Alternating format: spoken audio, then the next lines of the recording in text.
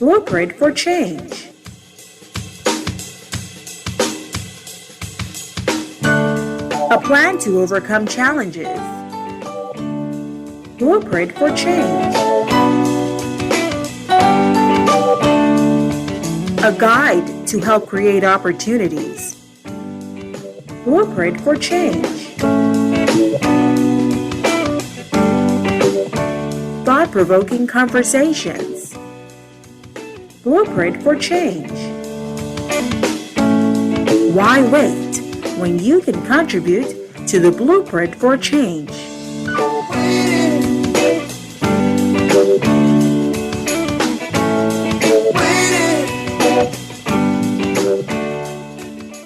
Good evening. This is Blueprint for Change, the show designed to change your perspective on how you think about national issues facing the Bahamas.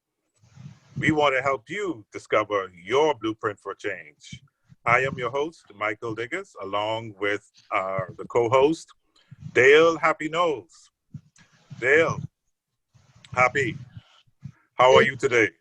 Great, Mike. So Michael, I'm doing well. Hello, Bahamas. Hello to our guests when we join them in. We'd like to thank you again for this opportunity to collaborate with Dev Enterprises. And we want to listen to a generously asked questions from our audience. And we can do that on Facebook, on the Blueprint for Change show, on the event page. You can ask all the questions that you would like, and we will endeavor to answer those this evening. Well, I know we have a very interesting guest, because even the comments that we've been getting through the Facebook page, everyone is excited to engage with the most honorable. I guess I can just leave it like that. Because I'm going to allow you to introduce him. You know, he's been a significant figure in the Bahamas. So, Happy, please introduce our guest.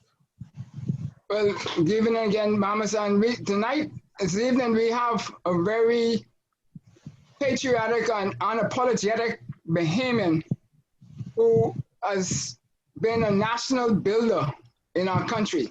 We have no other than the Honourable A. Loftus Roker, who's been around from the early days or the beginning days and of the nation, and played a major significant part in multiple ministries of immigration and national security, in works, and the like. And so we have a lot to get to, and we know that his name carries far, and a lot of people know him, so we won't hold it up with introductions, but we want to get into the nuts and bolts as we go. So we'd like to welcome you, sir, to the Blueprint for Change. Thank you. Yes, welcome. And I should say you're always honorable, and you're always, even though you're a former minister, you will remain a minister for life, right? No, they say that after 10 years as a minister, they give you the title, but it doesn't matter to me. Things like that does not matter to me. Well, that we know, but you're always honorable, so that I appreciate in you. So Happy, yes. I know we're going to talk about the Constitution, right? Yeah, we're going to talk about three things. We're going to talk about, we're going to ask three specific questions. We're going to ask, what is the mindset behind majority rule to independence? We're going to ask, what is the mindset behind creating the Constitution of the Bahamas? And we're going to ask, what was the mindset behind how to build the nation, the original built environment. And so we say these things because we've been talking about the mindset required to build the new built environment.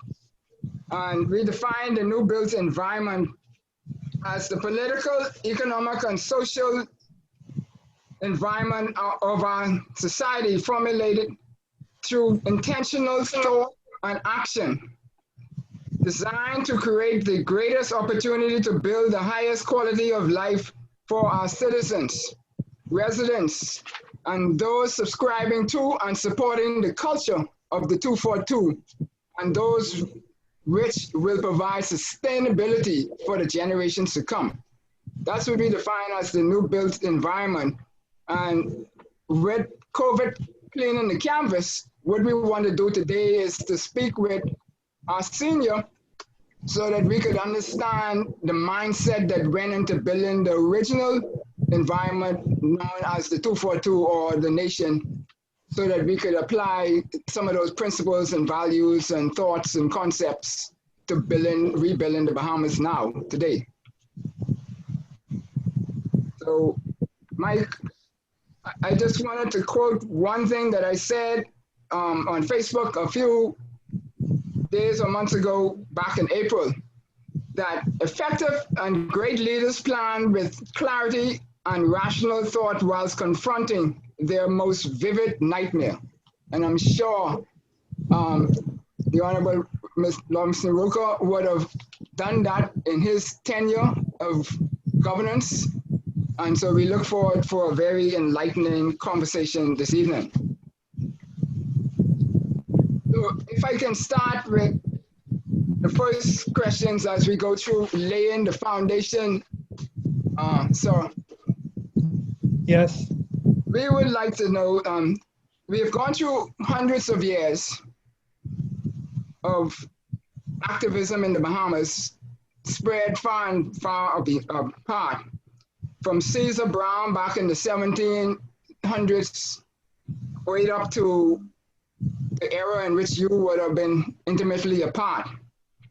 And so we ask, the first question we would like to ask would be is that, noting that these windows were getting smaller in time between the major events, what was the mindset that caused the major action that delivered majority rule?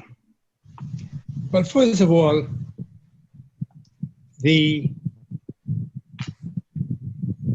I grew up in Acklands, where there were only black people.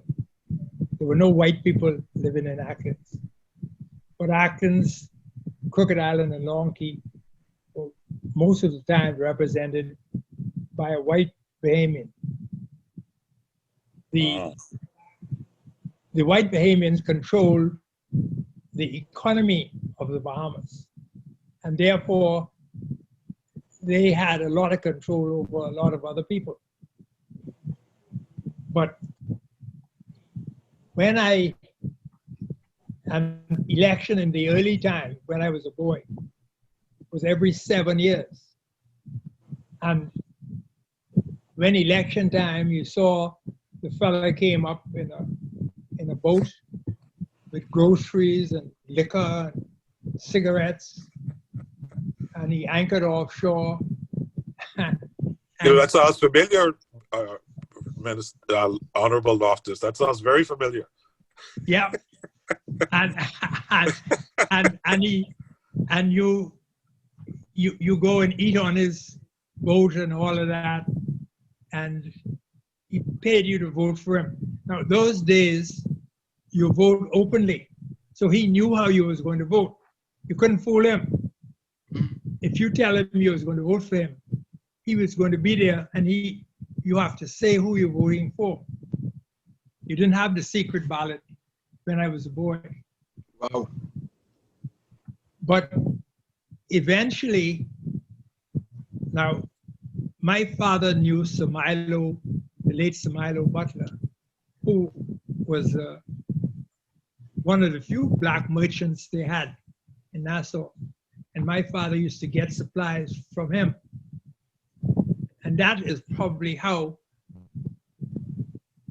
I started thinking about politics. I first came to Nassau when I was 10 years old with my father, and I met Sir Milo. And from that point on, I started thinking about politics. Yes. So as we go through that and understand that framework that you lay there in terms of the open balloting and that we moved through an era that led up to majority rule where we had one man, one vote, and there was a number of transitions along that way. So That is true. was the act of one man, one vote a major change in our mindset, or there were other acts that caused a mindset change? Well, that was part of it. They had a company could vote in those days too.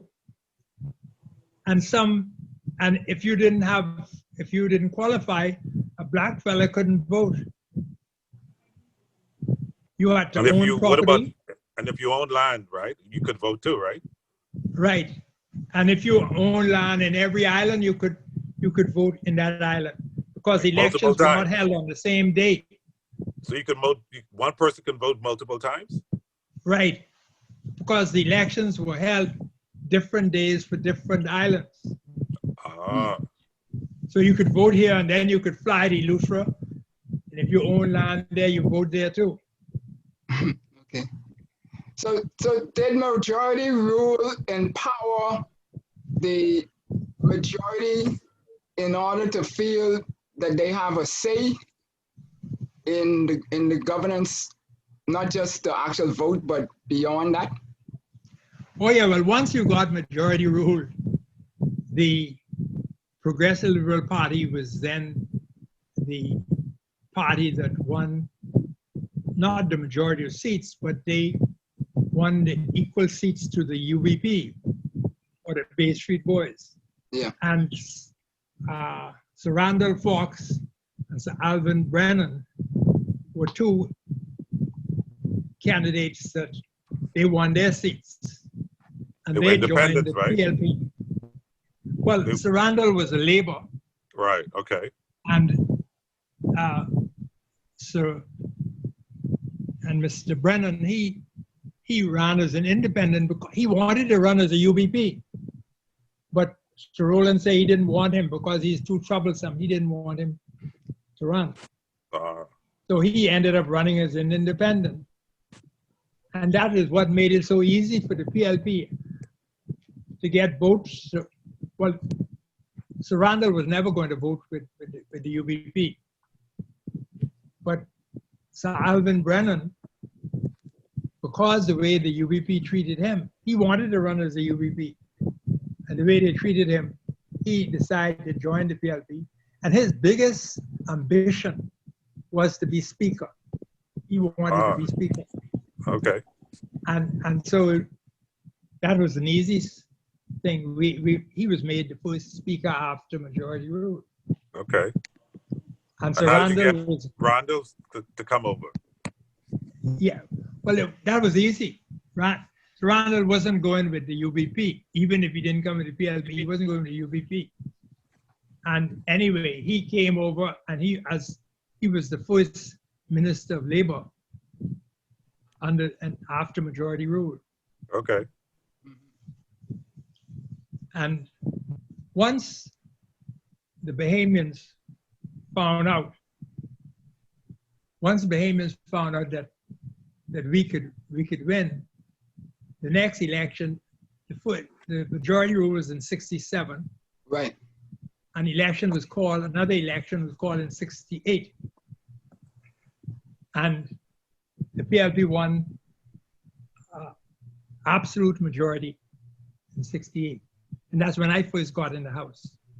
Yeah. And what was the mindset for calling that election versus a by-election?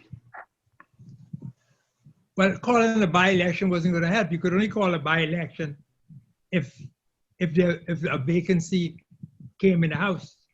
There was no vacancy. So the only other way was to call a general election. Okay. Mm-hmm.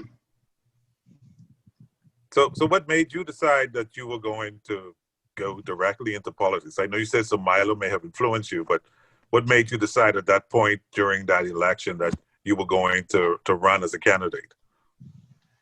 Well, first of all, when I came to Nassau, I was about 17 years old.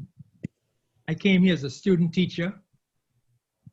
I was at the Western Senior School. About a year later, I started working for Batelco, which is now BTC. Right. And that is where I met Warren Lavardi, Sinclair Oughton, Brazil MacDonald, and all of them, and we used to talk politics. And that's where I got interested in politics. Okay. So And this move eventually- towards, sorry. No, the move towards independence. I know people have different stories around, because I know Happy's asking the mindset. What's the mindset after majority rule to go directly into independence, or was that something? No, that's something that came later.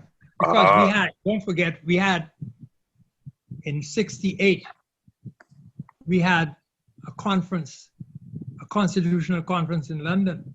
Right. In 68, where we got internal self-government. In 68. Okay. And I remember well, there was, the Labour Party was in power in London at the time. And there was a gentleman called Lord Shepherd, who was the Minister of State for Commonwealth and Colonial Affairs. And he led the conference. And we were talking one day, not in the conference itself, but he said to us, you know, you all are cowards. You all should be coming here for independence, not for internal self-government. This is what he told us. So how did you all react to that? Well, he was right, because the reason was we didn't figure we could get the support from the voters to go to independence. So we were cowards in that sense. And also now, because of his attitude, when in fact we got independence, we invited him here to our independence celebration. He came. He was one of the English people who came here for celebrations. Wow. So on that mindset of when we went to majority rule, independence was not really on the table. Internal rule was on the table as a part of the agenda. And when we went to the conference, that's when we were excited to independence. Is that correct? Not when we got majority rule. Internal self-government or nothing was on the table. After the 68 election, internal self-government got on the table. And that's when we went to the conference in London in 68. Okay. I was a member of the delegation that went. And Sir Cecil Wallace Whitfield was also part of the delegation. Because you didn't have this, the dissident 8 was still in the PLP at that time. Okay. So was it true that the dissident 8 came about because of surrounding independence and when it was going to happen? It had nothing to do with independence at all. Okay. It had to do with leadership. And there was a lot of row over the leadership in the party, in the PLP. And see, let me tell you this. The dissident 8, there are 3 of them still alive, but they left the party, and I took part in 3 general elections in Andros after they left the PLP. And not one of the dissident 8 ever came to North Andros to campaign against me. Why is that, you think? Why is that? Because they knew I said, I didn't want them to leave the PLP. But for whatever their reason was, they left. But they had nothing against me. They never campaigned against me, not one of them. And 3 of them are still alive. Right. Maurice Moore. Right. Sir Arthur Folks. And Dr. Elwood Donaldson. They're still around. Right. Okay. And they're still my friends. Yeah. So after we go to majority rule on the road towards independence, the mindset of the nation, or no, it wasn't a nation yet. So the mindset of the islands, the people, was that the people wanted to go to independence, or they were just looking for opportunity? Well, we have a problem. Bear in mind now, that the white Bahamian was the descendants of the English people who came here and colonized us in the first case. Okay. So they had no problem. They didn't need independence. Not the white people. Our problem was to convince our people that we should be free from British rule. The white people who were in the UBP and later became part of the FNM, they were against independence. They really didn't have any reason to want independence, you know. They were independent in a way. Mm-hmm. They were part of the British System. people. Yeah. Now, They control the economics, right? right. The dissident 8 now joined up with them. And that is what I was very sad about, because I knew that Sir Cecil Wallace Whitfield wanted independence more than most of us. And I can tell you why. One time, the Americans decided that they were going to dump canisters of nerve gas off Abaco. We sent a delegation to Washington to try and stop them from dumping this gas off Abaco. Now you could check the record. Unfortunately, Bahamians don't believe in history. But Sir Cecil Wallace Whitfield led the delegation to Washington. Another person who was in the delegation was a doctor. And they went to Washington and told the people there that we didn't want this nerve gas being dumped in our waters. The Americans said they understand us, but we are not responsible for our foreign affairs. And the British agreed that they could dump the gas off Abaco. When they came back home, Cecil said we should get independence right now because he did not like the way the British was treating us. They made that agreement with the Americans without even saying a thing to us. Right. Wow. And so I knew that Cecil wanted independence. But when he joined up with the UBP, it became difficult. He had to compromise. And therefore, I believe that is why we had to be careful with, and that's why we now talk about the Queen being head of the Bahamas and going to the Privy Council. We didn't want to go, we didn't want any of that. But we had to do that as a compromise because the UBP and the FNM were saying that if we got independence, we're going to take all of the land from the foreigners, we can take the UBP people's land and all of that. And we kept the Privy Council so that they will have a chance to go there if they thought we were doing something that was wrong. Right. Now they're telling you we shouldn't have the Privy Council. Yeah. But we didn't want the Privy Council, but we had to compromise because we did not want it to be said that we intended to take anybody's property. Yeah. So before we go to the break, there's two things. There's one was, is my understanding that the government of the day mindset was to nationalize the casinos and gambling entities. And the other one was that part of that compromise that you spoke of just now is that the natural resources are still retained by Britain. Could you speak to those? Is that true? No, I hear that all the time on these talk shows. But the natural resources in the Bahamas is owned by the Bahamian people.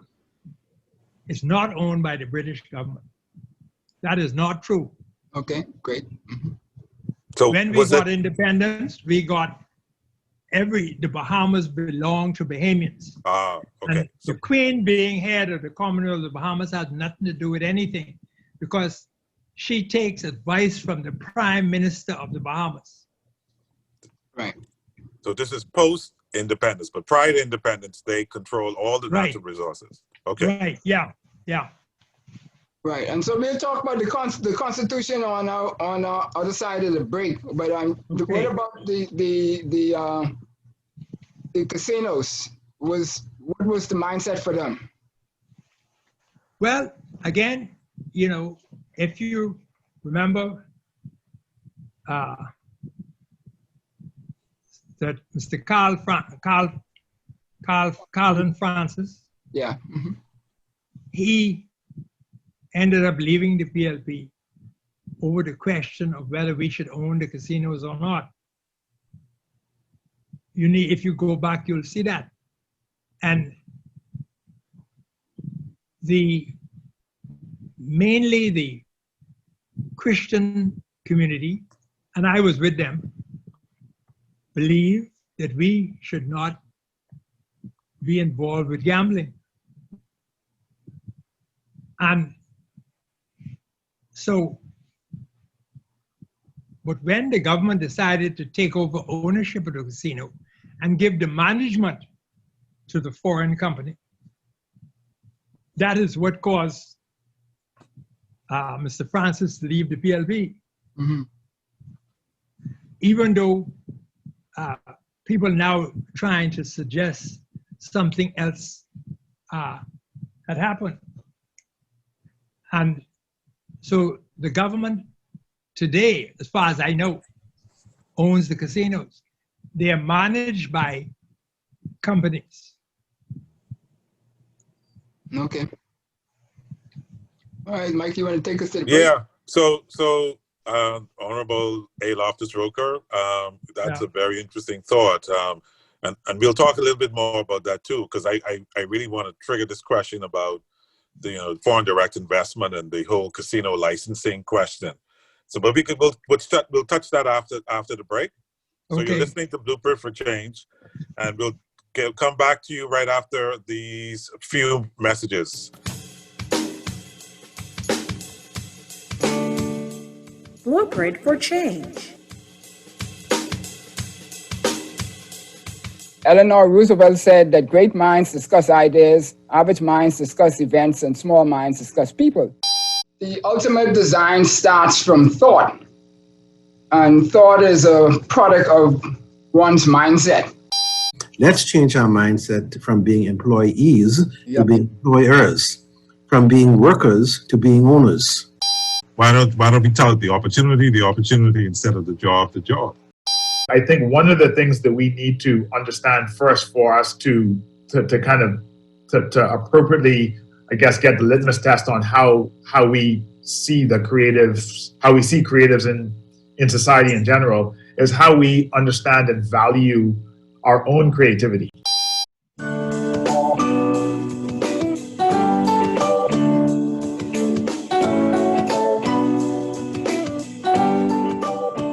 Welcome back to Blueprint for Change, the show designed to change your perspective and how you think about national issues facing the Bahamas. We want to help you develop a new blueprint for change. And I think that is, in fact, happening tonight with our honorable guest, A. Loftus Roker.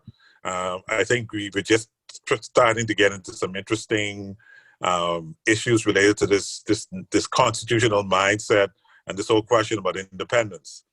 So Happy, please. Yes, we were talking about going to get into the Constitution now, which is, to me, is the reference that gives us our identity as a nation.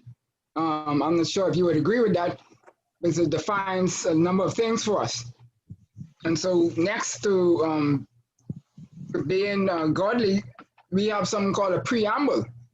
And my understanding is that not all nations have a preamble. So I wanted to know what was the mindset of having a preamble and why were the words chosen that is actually in our preamble?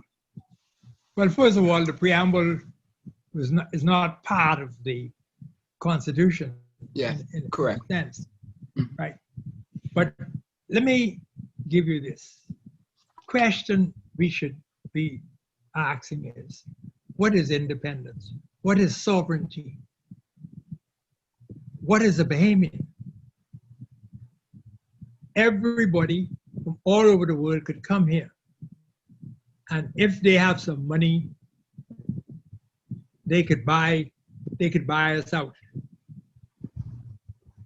What is that? See, I tell people, I tell my friends all the time that before I beg somebody for a penny, I will eat grass. I work for what I get. But somehow all our plans, let us take, for instance, the registration of ships in the Bahamas. That's purely to give us some money. Mm-hmm. And eventually we're going to pay a price for that because the foreign governments don't like that. It's called flag of convenience. That is what it really is. What does that mean? What does that mean? It means that they fly in our flag and they come under our rules. But they have to pay They for don't that. they don't have to have union. They get their crew members come from wherever the cheapest thing they could find. And they could do that because we have no control over who they employ or anything. And eventually, I raised that point because eventually we're going to pay for that. And one of our high commissioners to London years ago said that the G7 or those people were thinking about that and they're coming after us on that matter one of these days. But my point is, we now talking about giving permanent residence or citizenship to people if they have so much money. What does that mean? If that is true, eventually foreigners could own the Bahamas. The Bahamian will have no control of his country if he is selling out to people who have some money. And instead of us trying to find a way to work, I remember when I came home from London, a lot of people don't know this, I was a lawyer. When I came home from London, I represented a young lady from Acklands. She was a Ferguson, and she was buying a lot in Sunshine Park. She was working as a live-in maid out west. Right. And every month, she would bring me $80 to pay on this lot. She paid for the lot.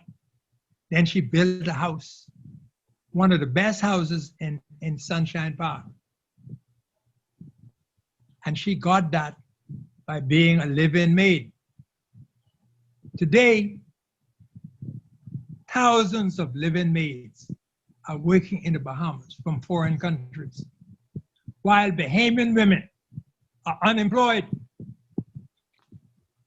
What are you saying? What does that mean? But Loftus Roker, Honourable. Yeah. Do Bahamian women actually want to fulfill that role? Because I'm not convinced that they do.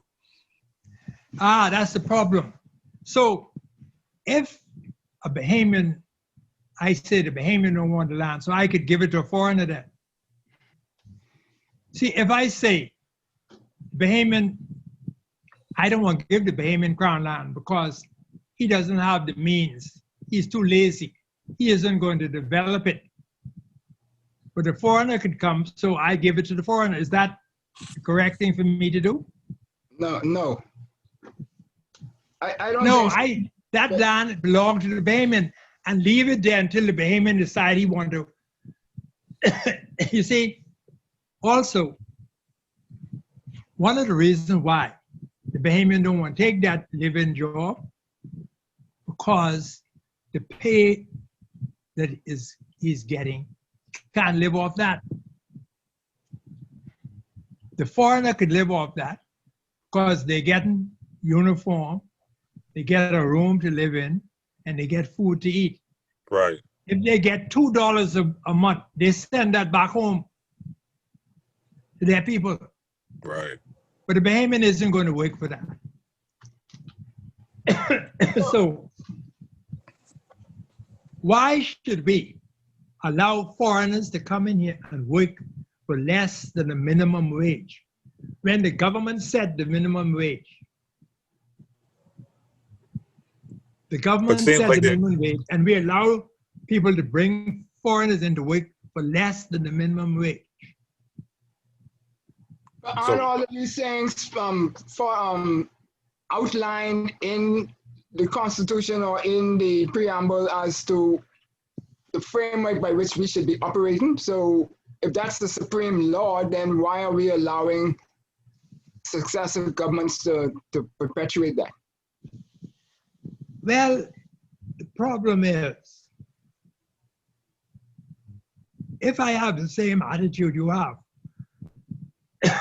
but I decide I'm going to wait till I get there and then I'm going to do what you're doing. That's the problem. We have law now which says that members of parliament must disclose every year their financial position every year. And they'll tell you nothing has happened for the last 5 years or so. And it must be published. And it hasn't been happening. So how can you make it if you're not prepared to abide by the law that you made? Well, maybe A. Loftus Roker, the law may be made for some and not for others. I agree with you. That's the problem. And so, but you think that fellow on the street is stupid? I had a friend in not Kemp Road, St. James Road. And he was in jail about 3 times for small things like stealing or something like that. And one time I met him for the ski. And we were talking, I was telling him, you know, how he should try and behave himself and all of that. And he's saying to me, you know, I had to go to jail because I don't know anybody and I don't have a lawyer. So I go to jail. Say, but some of you all should be in jail, you know, but you're not in jail because of who you know. And you can afford the best lawyers. So you out of jail, but you should be in jail with me. Yeah. And So you think about that. yes. So as we move on, then now we could look at the blueprint for us to move forward as a nation from where we are post-COVID. And I would like you to draw on your experiences and your knowledge. And if you were to ask to say what would be a wise thing that we can draw on from building the nation at the beginning to what we need to do now to advance us from this COVID state into another thriving economy and social environment, etc. What would be your take? Well, let me tell you now, see, our tourism industry is about dead right now. When I grew up in Auckland, we lived off fishing and farming. That's what we lived off up there. Today, till a couple of months ago, there was one commercial farmer in Auckland. One. Wow. Curtis Hanna, he died a couple of months ago. Nobody farming in Acklands. And that, Why is that? Yeah, Why is that? Does that also go for fishing as well? Yeah, they go fishing to get a fish and to get a couple of dollars. They'll go fishing. So is that from a policy point of view, or is that from a mindset of the people's point of view? No, that's the guy. Listen, I said one time to the Minister of Agriculture, why don't you send one of these professional fellows you have in the ministry up to Acklands so they could teach the people up there to farm in a commercial way, modern farming. You know what he said to me? You know the people in Acklands too lazy, they ain't gonna work. But these your people. Huh? These your people. Yeah. Yeah. So how did you respond to that? I stopped. I didn't say anything because he represented the area. So I didn't say anything. Oh, gee. Problem is, when I grew up there, when school was closed for the summer, that was 2 months, we on the farm every day, farming. That's how we survived. And we used to sell all corn and other things and peas. We used to send it on the sailboat to Nassau and sell it so we could get groceries to come back to Acklands. But today, so what's changed since A. Loftus Roker? I'm trying to understand if there was thriving fishing. Politicians changed. I'm as much to blame as anybody else. Explain that. When we came to power, when we went to ask people to vote for us, we say to them, "Oh, you could get all these jobs in the bank and all of that. You entitled to that," which is true. But what and I see we said that so we could get the vote. But what we didn't do after that was to say that all jobs belong to the Bahamian. All. Cleaning the street, whatever job, Bahamians could do those jobs. I don't know, you all are too young, but when I came to Nassau, there was a fellow from Long Island, he was a carrot. He used to work for he used to clean the street. He had a box cart, a shovel, and a broom. He used to be downtown by where the post office is, not the post office, where the library is downtown, that area. And he used to have on a necktie every day. Wow. He come to work and working there. And he had, I think, 2 daughters or something. And he was able to send them to school. And they were working in the hospital when I was minister. But if you saw him, you would think he working in an office. He has on his necktie and he was proud of what he's doing because he was qualified to do that. Today, we don't want to do that kind of work because we say that's Haitian job. There's no such thing. All Bahamians ought to do whatever you qualify to do. I can give you. Yeah. Let me give you another example. When I went to after I retired, you know, I retired from active politics at 53. I was 53 years old. I decided to go up to Acklands. And Curtis Hanover, who I told you about a minute ago, he did farming. He employed people to work for him. I told him I am going to compete with him. But the only difference between the two of us was that I employed nobody. I went on the farm every day. I used to walk from where I parked my car for 1 hour to get to the farm. And I used to grow things that he didn't grow. So that when they were mature, I would reap some of them and take some and give them to him. He used to give me his stuff too. But everybody saw us doing that up there. And that didn't help them. And you didn't need to go and buy, you didn't have to own any land to farm on it. All you have, most of the land in Acklands is owned by the Crown. Crown land. All you have to do is go and cut down some land, burn it off and farm. And they're not doing that because we tell them, if you vote for us, we can fix you up. So they're waiting every month, waiting to get that old age pension, putting up the age. Yeah. To get old age pension. Yeah. So how do we get out of this rut? What's the steps to get out of the rut?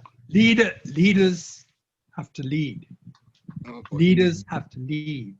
What do you mean by that, A. Loftus Roker? Right. When I ran for Acklands in '62, there was a fella in Crooked Island who was my supporter. I knew he was my supporter. He came to me one day and he said, look,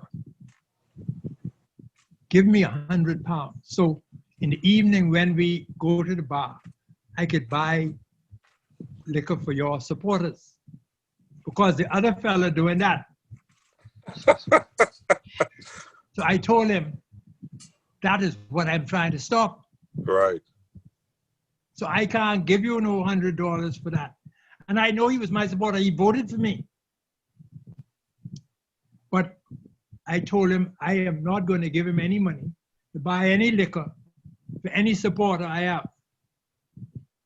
When I was the representative for North Andros and the Berry Islands, when I went down there, I used to go to a restaurant and bar owned by a lady called Lily Boleg. She is now deceased. And as soon as I get in there, and I used to go there because a lot of my supporters used to be there. So it was, when I go there, I see them all. And first, as soon as I get in there, she said to them, you know, Mr. Roker don't have any credit in here. If he buy anything, he can pay me for it. She was doing that to help me. She's doing that because she knew she's doing that to help me. Because I could have credit. If I wanted something, I could get it for nothing. But she was telling them, don't be asking Mr. Roker to get you nothing, because if he don't have the money, I'm not crediting him anything.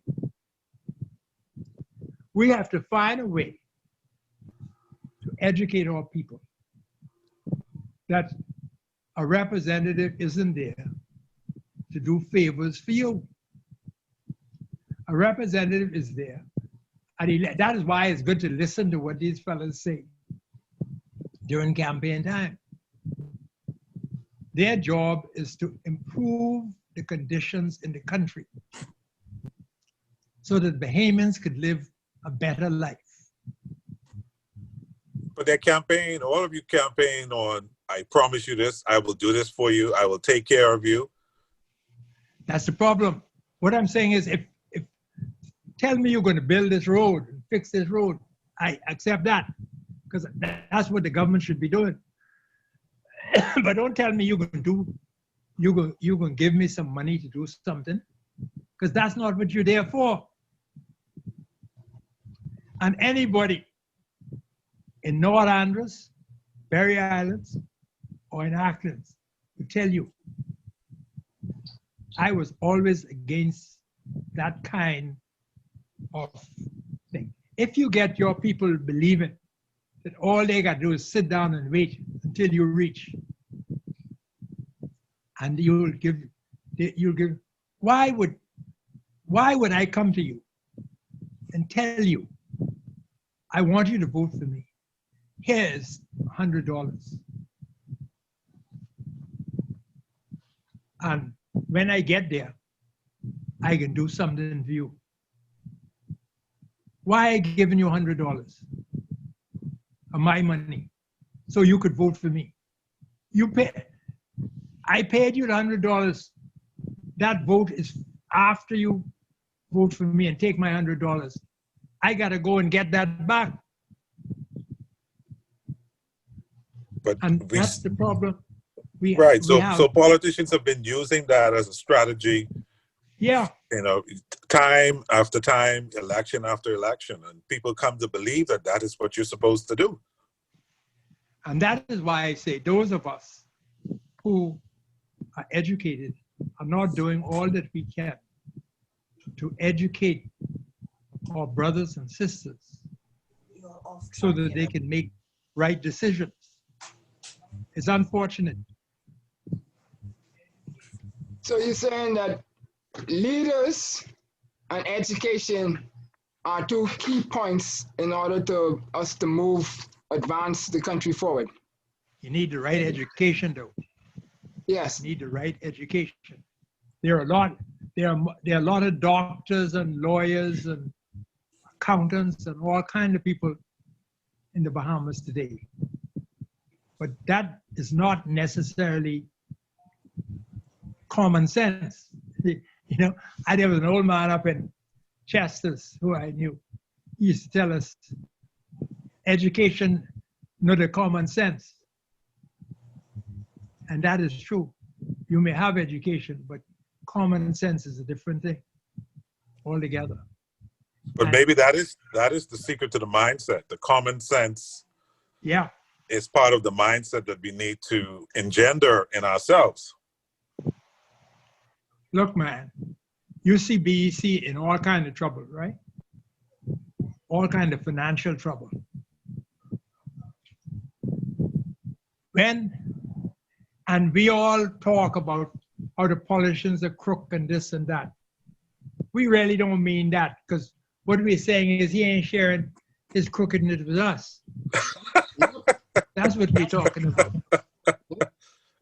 we need to ensure.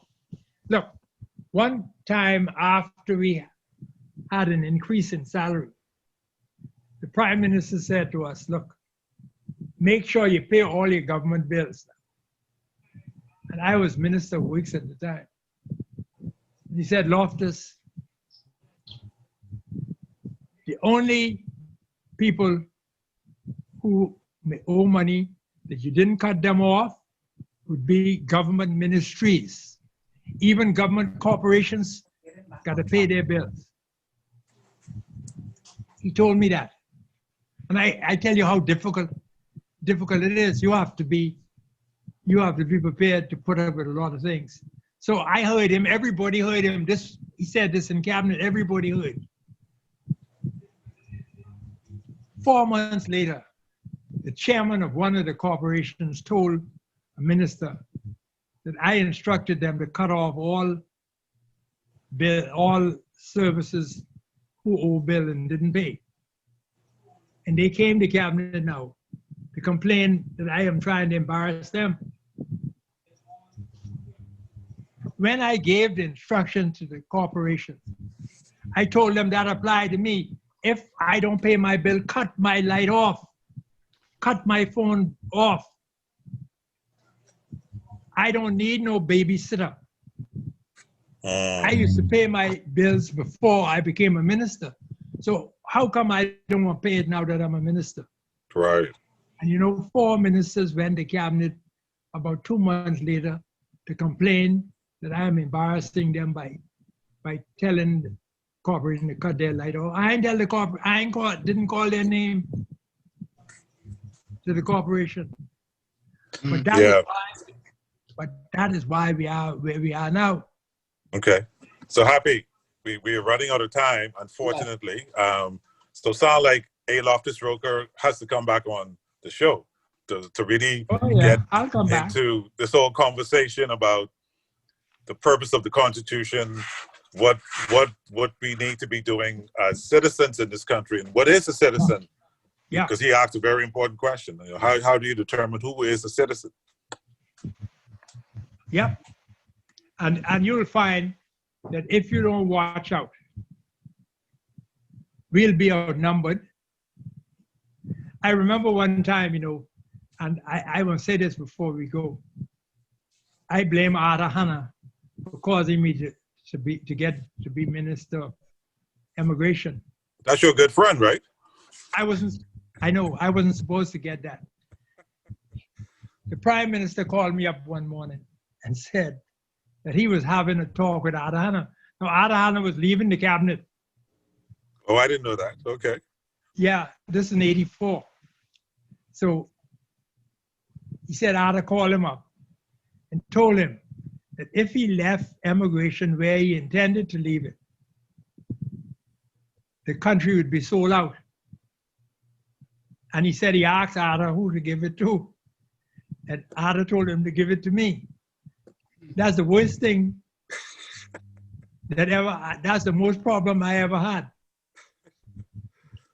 But that's when you became the infamous A. Loftus Roker. Yeah. Emigration caused that. But Yes. if you look at that right now, I tell you one of the things we did. We decided to increase the work permit fee, high level. And we say that will force the employers to train Bahamians to take those jobs that foreigners must now take. Believe me, the money was so much that all the Minister of Finance was worried about was making sure he get that money for the work permit. That became part of our revenue. Yeah. And we forgot why we increased that fee. That was increased so that the employer could train Bahamians to work, Right. to get those jobs. And we didn't check that at all. We didn't check to see if he was training any Bahamians. All we wanted was that work permit fee. Wow. That's our problem. And if you find out, do you know the immigration, to operate immigration department costs us over $15 million a year. And the only reason immigration is needed is to ensure that people coming into the Bahamas come with the permission of the government and that nobody is in the Bahamas illegally. That's all their job. That's all they have to do. And that isn't done. We have thousands of people in the Bahamas here illegally. Yeah. And then we wondering who is a Bahamian? Yeah. So unfortunately, A. Loftus Roker, we're gonna have to take a pause on this conversation because we're completely out of time. Yes. So Happy, please ensure that the Honourable A. Loftus Roker comes back on the show so we could continue this conversation, because I think this is such a very important conversation to have about who are we. You know, Jackson used to say, who you is. If you don't know who you is, you ain't who you ain't. Yeah. You know, you ain't who you is. So I think we need to, that needs to be the focus of the part 2 of this conversation. So A. Loftus Roker, thank you very much for agreeing to come on the show. Thanks. I appreciate so Happy, it. you want any closing remarks so we could kind of wrap up the show? Yes, I just want to thank Loftus Roker also for delighting us with this conversation and taking us back in time so that we could translate it into what we need to do moving forward. Hopefully you got a number of nuggets from you, and hopefully the creative minds out there will collect it and use it for productive means. And we will go back to the ground, the farm, the sea, and the sky to become more and more and more efficient in sustaining ourselves. And so we thank you for being here. Okay, and the COVID protocols, Happy. Oh, okay, and so we will also like to ask the Bahamas and yourselves to continue to practice the protocols, to practice physical distancing, wearing the mask, washing our hands, and by all means to love digitally. There you go. Thank you. Thank you all. You've been listening to Blueprint for Change, the show designed to change your perspective, and I trust this show has done that, and how you think about national issues facing the Bahamas. good night, and we look forward to another exciting show next week. Take care. Good night. Blueprint for Change is a collaboration between Michael Diggiss and Associates and Dom Dev Enterprises Limited.